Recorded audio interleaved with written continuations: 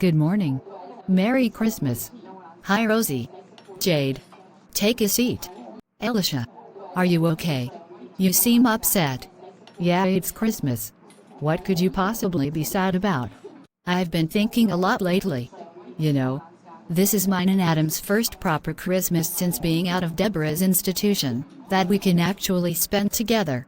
But our first one without my queef. Oh my God. Elisha, we are so sorry, we are thoughtless. It's okay for you too. You have nothing to be sad about. You have Matt, El Kirkio, Olive, Casey. You have no idea what it feels like to bury your own child. Which I couldn't even be there for. Elisha. Our mom has gone. She's left the area since our dad died. Casey left? I guess she couldn't handle the heartache. It's not only Queef. It's Kiernan too. We've been so back and forth with do we like him, or are we against him? He feels like a big part of all of us to me. And this will be his final Christmas too. There is no dignity in his upcoming death with people that are being fake to him. Speaking of Kiernan, I better bring him his hot chocolate before it goes cold. I can't bear the moaning. And all of a sudden I'm starting to feel bad. Me too. What if he realizes that we are complete frauds?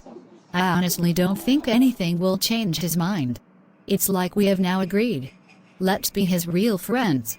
Be there with him until the very end. Let's make this Christmas with him the best it can be. You're right. Let's do it. Guys, this has been perfect in all ways. It's so nice to be spending time with friends and long-distance family members. For once I'm not receiving any gifts. It's the taking part that counts. Just looking at the shallow happy faces that you all have. I will hold all of our memories in my plastic heart forever. It's been a real voyage. Kiernan, why don't you tell us your earliest memories of the street? Well, one of my main earliest memories I guess was my first ever real action-packed drama. I traveled all by myself, aged 12 by my dad, to the North Pole. To prove that Santa was real and get exactly what I wanted for Christmas in the year 2013. Santa back then was a raving loon. He tried battering me when I asked for basic things like food and shelter. He couldn't handle me not wanting a bike. Anyway, after I politely asked him to calm down, he screamed at me. In self-defense, I had to glass him with eggnog, which no surprise gave him brain damage. But then I went on holiday to Spain in the summer of 2014. And he followed me there with that little shit to me. Santa threatened to bite my arm off. My dad then killed him. The drama didn't end there. Timmy killed my dad. That's the same time I met my nan, Linda. Wow. All that at the age of 12. Yeah, it was a hard upbringing. I grew up here. This street. It's all I've ever really known. You've been through so much in 140 years. Who's been your worst ever enemy? Oh gosh. Let me see. There was Timmy, Santa, Linda, Danji, who by the way tried competing against me to gain fame and made a show about celebrities' most embarrassing fails. He tried ranking me on there the snake. Then there was Josh and Ella and their evil dictatorship, Curtis and Sheza. Which is why we had issues a few years back with Sophia, Robin, and Adele Lies. Mrs. Zilla, my old school teacher, Andrew the Sap, Mara. And last but not least, Deborah. I probably would say Deborah.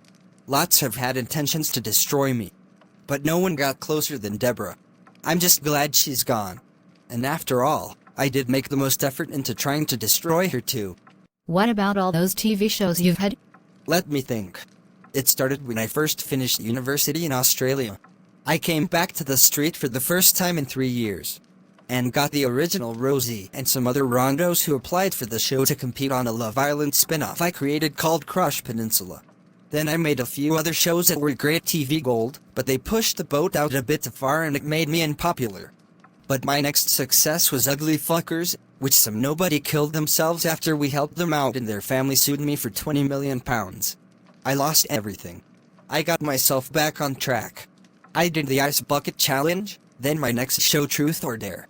Which is when Danji failed to match my talents. I had to get a dare from Danji. I had to get addicted to cigarettes and I just stopped. Just like that. Easy as pie. Then Ugly Fuckers version 2.0. Then I had the documentary of the Linda clan and why my family had an evil gene.